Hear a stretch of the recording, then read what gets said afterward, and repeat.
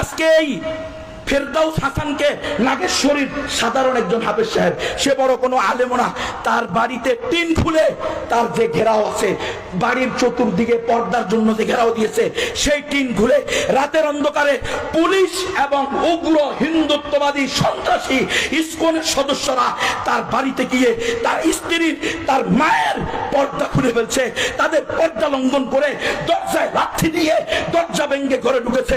হে হেফাজতে ইসলামের নেতৃবর্গ, হে বাংলাদেশের উলামা সমাজ, আল্লাহর কাছে জবাবদিহিতা করতে হবে। আপনাদের মনে নয় এক মুসলিম বোনের ওয়া মুতাসিমার আহ্বানে হাজ্জাজ বিন ইউসুফ এক সিন্ধু বিষয় করেছে?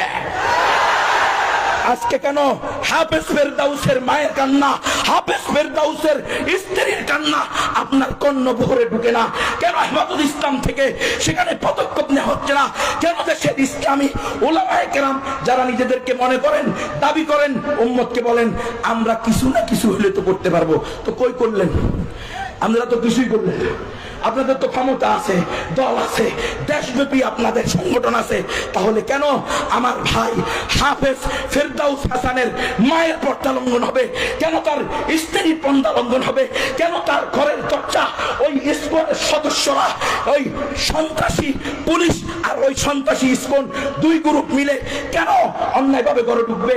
সেখানে উলামায়ে কেরামের তত্ত্বাবধানে যখন বসা হয়েছে, আমার ভাই মাওলানা আতাউর রহমান বিক্রমপুরী বহুত বড় একজন সাহসী ব্যক্তি, সব ব্যাপারে আমি তার সাথে একমত এমন না, কিন্তু তার এই যে সাহসিকতা, হিম্মত, এটা আমার কাছে ভালো লেগেছে। সে চলে গেছে সেখানে, পুলিশ কয় আতাউর রহমান বিক্রমপুরীর সাথে আমরা বসবো না। কেন?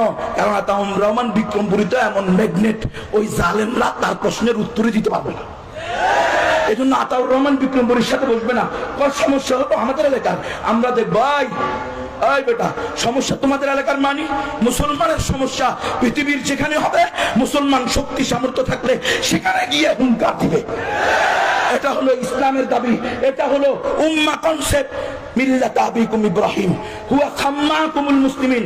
আমরা মুসলমান, আফগানিস্তানের মুসলমানও আমার ভাই, আরাকানের মুসলমানও আমার ভাই, কাশ্মীরের মুসলমানও আমার ভাই, ফিলিস্তিনের মুসলমানও আমার ভাই।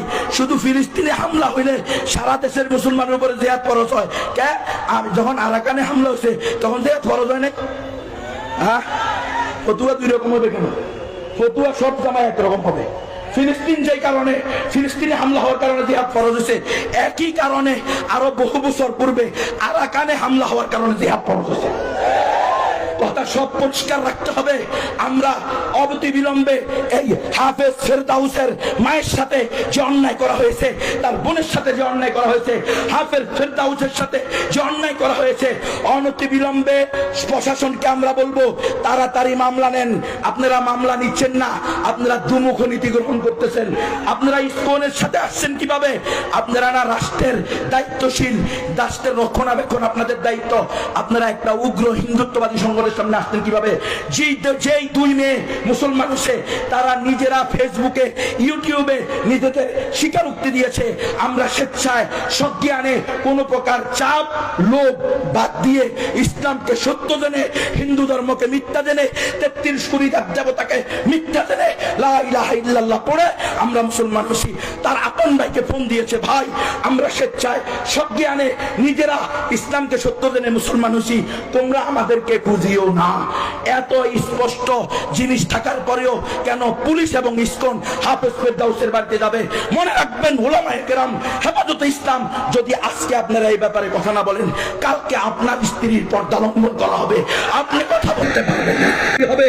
হেফাজতে ইসলামের মঞ্চ থেকে আমি বলে দিচ্ছি, অমুসলিমদেরকে দাওয়াত দেওয়া আমাদের দায়িত্ব। অমুসলিমরা দাওয়াত পাওয়া তাদের অধিকার। অমুসলিমরা ইসলাম গ্রহণ করবে কি করবে না সেটা কার হাতে? আমরা কাউকে বাধ্য করব না। বাংলাদেশের সংবিধানের 41 নম্বর ধারার 1 নম্বর অনুচ্ছেদের ক, যে কোনো নাগরিক তার ধর্ম পালন এবং প্রচারের অধিকার রাখে। আছে না নাই? আছে। তাহলে কেন কুড়িগ্রামের নাগেশ্বরী থানার হাফেজ ফেরদাউস হাসানকে গত 10-15 দিন ধরে যার পর নাই হেনস্থা করা হচ্ছে? সে দাওয়াত দেয় নাই, কারো মাধ্যমে দুই বোন মুসলমান হয়েছে। দেখেন মুসলমান কিসের মুসলমান? বেগায়রত, বেহিস, অনুভূতিহীন মুসলমান হয়ে কোনো লাভ নাই, অনুভূতি থাকতে হবে। সবাই মিলে শহীদ হব, কিন্তু তবুও মুসলমানের ইজ্জত রক্ষা করব, ইসলামের ইজ্জত রক্ষা করব, রসুলে আলাপির ইজ্জত রক্ষা করব। সারা দুনিয়া শহীদ হয়ে যাবে, সারা পৃথিবী তামা হয়ে যাবে, কোন মুসলমানকে কোন কাফের অন্যায় ভাবে ধরে নিতে পারবে না। শিখেন নাই মোল্লা মোহাম্মদ উমরের থেকে? শিখেন নাই?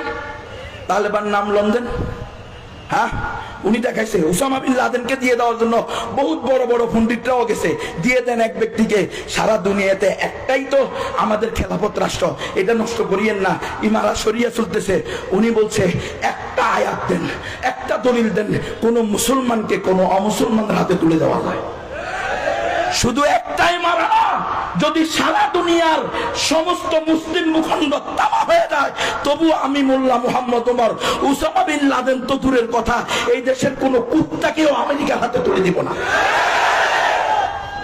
এরা আকাবির না, যারা মন্দিরে গিয়া বলে আলহামদুলিল্লাহ, আমি শুকরিয়া জ্ঞাপন করতেছি আপনাদের বুঝে আসতে পেরে। এরা আকাবির জ্ঞান, এরা আকাবির। হ্যাঁ, আমাদের 1200 বছরের ইতিহাস, রাসূল আরবি থেকে নিয়ে 1200 বছর পর্যন্ত খেলাফে আলামিন হাদিন নবুয়ত ছিল। এদেরকে আকাবির আসলাফ মনে হয় না। আকাবির আসলাফ এখন যারা গণতন্ত্র করে, ইহুদি খ্রিস্টানদের দেওয়া পদ্ধতি, ইসলামকে ধ্বংস করার অন্যতম হাতিয়ার, এটার নাম হলো গণতন্ত্র। গণতন্ত্র মানলে আপনার ইমান ইসলাম কিছুই ঠিক রাখতে পারবেন না।